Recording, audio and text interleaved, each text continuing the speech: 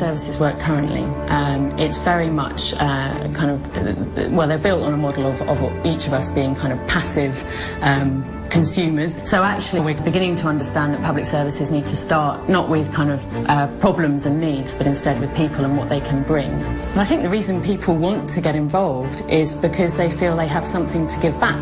And I think that's something that all public services are going to need to grapple with.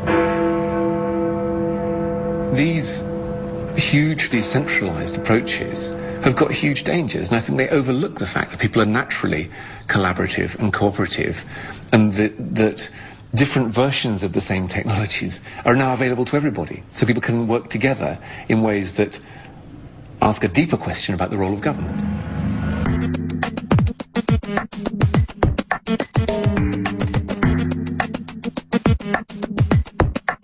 In the past, we've needed institutions. These days, we have mechanisms for joining together lots of individuals based on their own self-interest that are now competitive with the power of institutions. Hierarchies are very inefficient, they're very slow-moving, they concentrate power and information at the top, and they often deny people opportunities to take initiative, to share ideas and to seek solutions themselves, and they often rob people of a sense of agency. The big shift I think that's going on is the idea that everyone is available for group action. Doesn't mean everyone will participate in group action, it doesn't mean that all participation will be equal, but it does mean that everybody can get involved.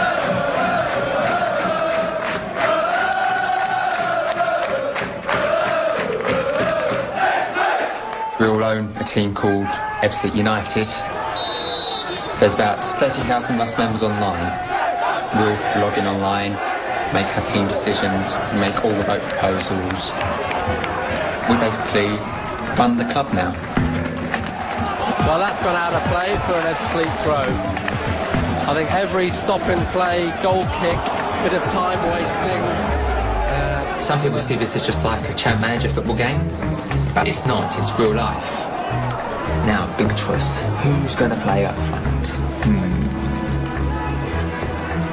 Yeah, Big John Kennedy. John Kennedy tries to challenge. Michael Boscombe puts it out of play. You can turn institutions upside down using the net. You can design systems or institutions from the bottom up and let them self-organise. I always go with Lance Crone because he represents England at semi-professional level. How do you see this half going, Tim? I want Ebbsfleet to tuck the ball up their jumper and sit down and not let Aldershot get a hold of it. The rain's starting to come down a bit harder now. We've lived here all our lives. I started going when I was about 8 or 9 with my grandfather, long term. As soon as you went for it. I think the way the voting will go, it will select the best available team. Now, I've got to have Stacey Long on the wing. Right back, we usually like to pick Mark Ricketts. He's only just come back from injury. You know what, he did well last game. I think I might try him there.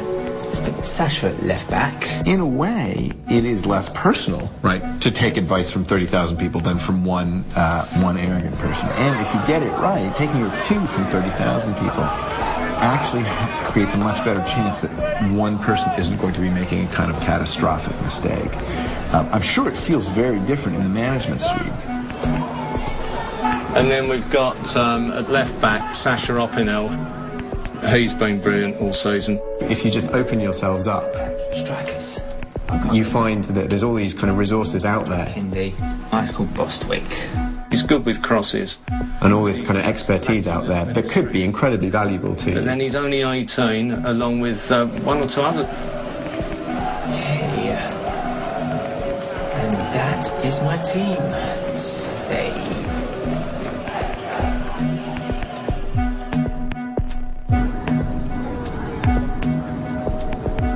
Absolute United, they're playing in the semi-final today of the FA Trophy against Aldershot, and we're 3-1 up from the first. See you later then. Ta-da. Bye. Should be a good game today, actually, Rick. Absolutely. I think it's going for years and years for us. Yeah. Well, I mean, we've never been to Wembley before. In this self-organising model, it can be very low cost and very efficient compared with top-down bureaucratic hierarchy. Just compare open source software in Microsoft.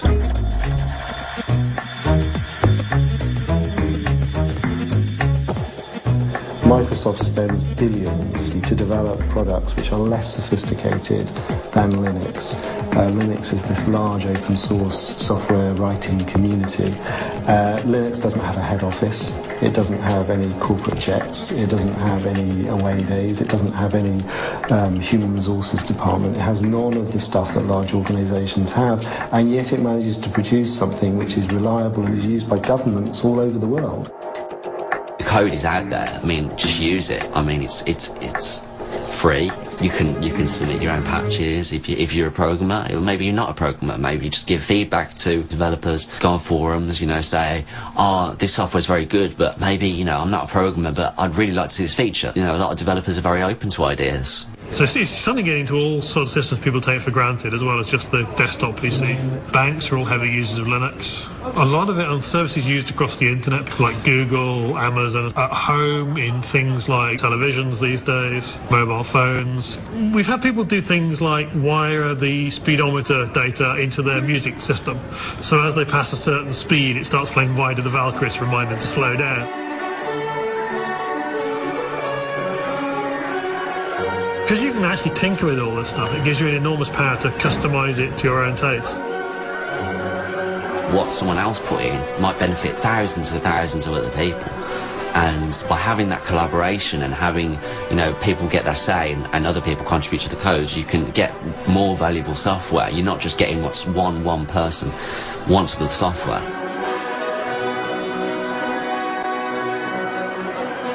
For leaders in an online world, the critical thing is not to feel threatened.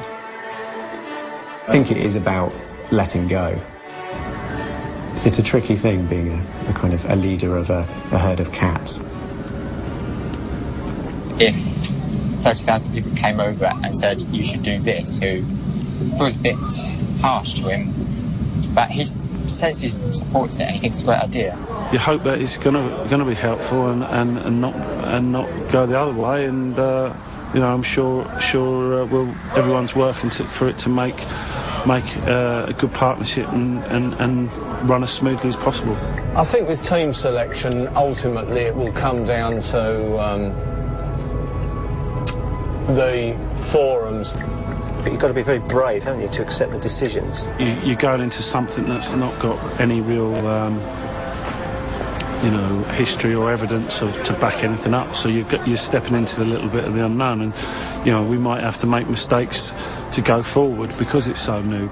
Meg Whitman, who used to run eBay, said it was like leading a town meeting. It basically means that when you're leading anything, it becomes a political job, because what you're dealing with is not people you can instruct and tell. You have to persuade and win their support. It's a real art, and it's a different kind of art than what we think of as management in the classic sense. The people who make the transition best from being, what I would call manager to leader are the people who are comfortable with letting go. It would be really interesting to get Gordon Brown and ask him whether he'd be prepared for his job to be changed in the way that Liam Daish's job has been changed.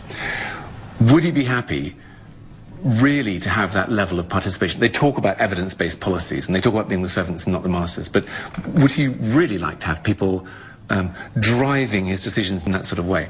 Well, I'm not sure about that. This is a football club. I'm not talking about, the world or the country and all that, the nation. I don't know if that would work. It could get a little bit of anarchy. But no, this is new. It's interesting, and we're giving it a good crack. Ultimately, I assume, I don't know him obviously, but I assume that the real proof is in the pudding, right? If he wins more games, he's going to be happy to be in the situation he's in than if he loses a lot of games. And so it's the kind of record that will play out over time. We'll see how that football team does.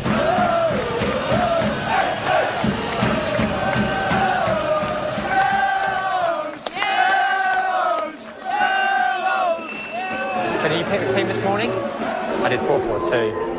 He kept it nice and simple. I always picked George Purcell anyway. Did you pick Chris McPhee to play right back? Yes. So did I.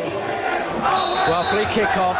This is possibly the biggest game in Ebbsfleet United's history. So much riding on it. A trip to Wembley beckons. Well, Ebbsfleet lining up. Barrett collects, and he's gone over the top to Chucky. Chucky will get to this. Across put in. John Akindi looking for it, but not quite getting to it. More and more people, either because they grew up in that world or because they've learned about this world, take it for granted that they can get involved, that they can interact. Take it for granted that there is significant wisdom and value in interacting with other people in groups that don't have all the kind of classic infrastructure, but are nevertheless tremendously important and engaging. Referee blows his whistle. Tim, we got to be happy. Still got that 3-1 aggregate lead. We've looked like we might create chances in this half. We've weathered the storm. So you reckon any subs?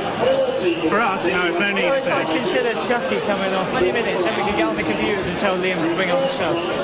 Well, these players, these Ebbsfleet players, are 45 minutes from their destiny.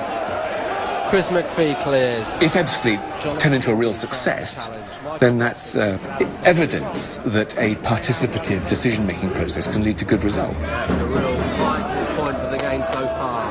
Half an hour to glory for Ebbsfleet United. Aldershot really looking dangerous again. A little dink through. He is through, and it's a goal to Aldershot Town. The linesman didn't give offside. At the end of the day, communities don't work unless decisions get taken. Ebbsfleet United there were playing. And so the communes in the 1960s and 70s in America, thousands of communes failed, largely because they couldn't take decisions. You can imagine a team of surgeons being preferable, and a team of trained surgeons being preferable to 35,000 people trying to move the knife. Was able to pick his spot, and that's Aldershot 1-0 up. It's not a recipe that's going to work in every single situation. Well, that's ramped the nerves up a significant amount. Tension really is a factor now. Not too sure how Liam does reassuring and comforting, but he'll certainly be geeing up his men for these last 8 minutes plus added time to go, unless we see, of course, extra time, which would be the case if Aldershot managed to score. Paul McCarthy has this covered though, plays the ball back to Lars Cronin, who was forced to clear. Nail-biting moments these for Ebbsfleet. I think the problem is the team, and we're all so close to Wembley, but to have it snatched away now would just be horrible. Keep the ball, Fleet! Keep the ball! He was there with the ball a minute ago. Come on, get on with it! And then George Purcell's on top of it. He's in the corner. He plays it inside. Can it finish in style? He's Stacey Long. And it's in the net. I don't know who's scored, but I don't care. It's in the net, and the Fleet are going to Wembley. 1-1, and the Fleet on aggregate lead 4-1. The Fleet are going to Wembley. It's the massive advantage of just opening yourself up. What a roll! We are taking a team to Wembley. Well, it hasn't sunk in yet. Someone said back in August, you're going to be picking a team that plays out Wembley. I've not believed it. So amazing. The desire to collaborate with other people and get that sense of what I'm doing is useful and meaningful has always been there, but basically the barriers to entry have gone down rapidly over the last 10 years, and so now you're starting to see it really become the mainstream. I picked most of that team, and we are going to Wembley. And you feel that's been achieved in part on your selection. The proponents of participative government could say, here is evidence that the wisdom of the crowds is right, and that listening to everybody is a good idea, and that instead of doing phony consultations, you should probably do real consultations about issues that people really care about. The major change is that institutions are now threatened in terms of their power relations by groups of individuals who can actually organise to change things.